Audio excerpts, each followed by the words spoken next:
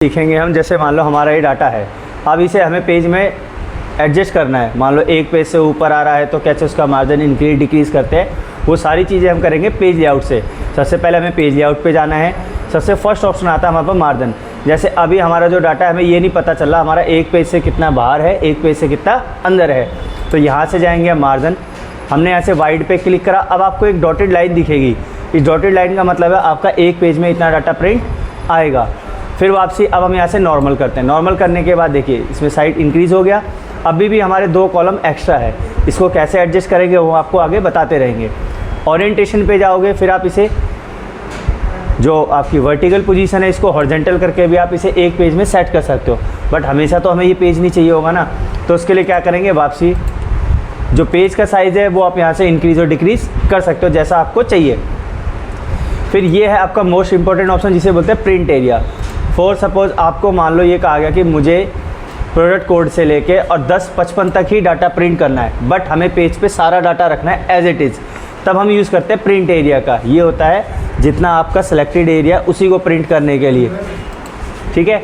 यहाँ पर इसे सेट कर देंगे आप। उसके बाद अब जब आप प्रीव्यू देखेंगे तो आपको दिखा देगा जितना एरिया आपने प्रिंट करा है, मतलब सेलेक्ट करा है, सिर्फ उतना ही आएगा, एक्स्ट्रा एरिया नहीं आएगा।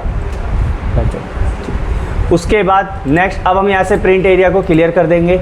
ये हमारा ब्रेक है। ब्रेक का यूज़ हम पेजेस को 1 एंड मोर देन पार्ट में कन्वर्ट करने के लिए करते हैं, और यहाँ से रिमूव भी कर सकते हैं आप। फिर एक ऑप्शन आता है यहाँ पर बैकग्राउंड। अब इस बैकग्राउंड का यूज़ क्या होता है, ये सिर्फ देखने के लिए होता है, ये प्रिंट के टाइम नहीं आएगा, ठीक है। जैसे आप बैकग्राउंड पे जाओगे, हमने यहाँ से कोई फाइल ले ली बैकग्राउंड में, हमने यहाँ से पिक्चर पे क्लिक करा, सैम्पल पिक्चर में चले गए, जो भी हमें फ़ोटो अच्छी लगी वो हमने इंसर्ट कर दी। ये देखिए जैसे आप देख रहे हैं। अगर इसे आपको नहीं चाहिए तो डिलीट बैकग्राउंड। इसके बाद यहाँ पर एक ऑप्शन है प्रिंट टाइटल। प्रिंट टाइटल भी बहुत मोस्ट इंपॉर्टेंट है। कैसे, इसमें आपको जितना एरिया चाहिए स्पेसिफाई करना है वो एरिया आप स्पेसिफाई कर देंगे, ठीक है जी। उसके बाद इसमें एक ऑप्शन होता है यहाँ से ग्रिड लाइन। अभी तक आपने प्रिंट देखा था, ना तो उसमें कोई लाइन आ रही थी ना कोई हेडिंग, तो हम यहाँ से ग्रिड लाइन पे टिक करेंगे, ब्लैक एंड वाइट पे, और रो और कॉलम की हेडिंग। अगर आपको कलरफुल चाहिए तो आप ब्लैक एंड वाइट पे टिक नहीं करेंगे और यहाँ से प्रिंट प्रीव्यू पे क्लिक कर देंगे। जैसा कि आप देख रहे हैं अब आपके कॉलम और हेडिंग सारी चीज़ें आ गई हैं। उसके बाद इसको हमने फिर से क्लियर कर दिया प्रिंट एरिया को। अब हमारे पास 2 कॉलम एक्स्ट्रा में आ रहे हैं। मैं चाहता हूँ कैसे भी करके मेरे पेज में ही एडजस्ट हो जाए, मुझे बार बार 2 पेज ना प्रिंट करने आप हाइट और विड्थ। अब जब आप प्रिंट करेंगे तो आप देखेंगे कि आपका डाटा एक पेज पे श्रिंक होके आ जाएगा। ये देखिए दूसरे पेज का ऑप्शन आपका नहीं आएगा, जो हमारे 2 कॉलम थे ये इसी में सेट हो जाएंगे। जब आप इसका प्रिंट आउट निकाल लोगे तो वापस आप इस पेज को ऑटोमेटिक कर दोगे, क्योंकि आपको नहीं पता आगे कितने कॉलम और इसमें हम ऐड कर सकते हैं।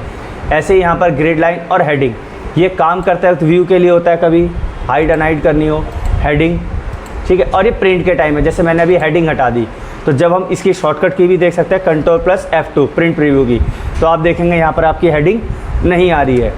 अगर आप इस पर क्लिक कर देंगे, फिर से Ctrl+F2 करेंगे तो आप देखेंगे यहाँ पर आ गया है। तो आज की क्लास में इतना ही, ठीक है।